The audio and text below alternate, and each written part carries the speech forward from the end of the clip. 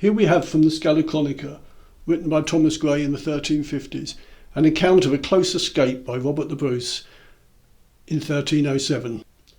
The king and his son moved to the marches of England. Aymer de Valence remained the king's lieutenant in Scotland. Robert the Bruce resumed his great conspiracy.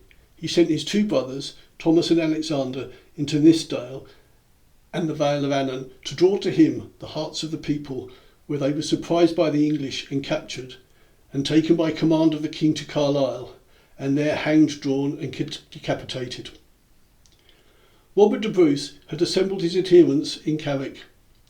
Hearing of this, Aymer de Valence marched against him. When the said Robert the Bruce encountered the said Aymer de Valence and defeated him, and pursued him to the castle of Ayr, and on the third day after the said Robert the Bruce defeated Ralph de Mortimer, who was called Earl of Gloucester, because Joan the king's daughter and Countess of Gloucester had taken him for husband out of love for him.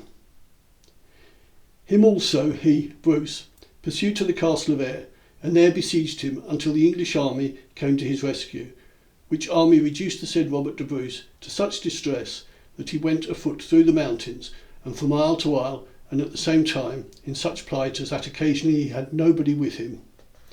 For, as the chronicles of his actions testify, he came at this time to a passage between two islands all alone, and when he was in the boat with two seamen, they asked him for news, whether he had heard nothing about what had become of Robert the Bruce.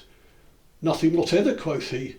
Sure, said they, would that they had hold of him at this moment, so that he might die by our hands. And why? Inquired he. Because he murdered our Lord John Comyn, said they.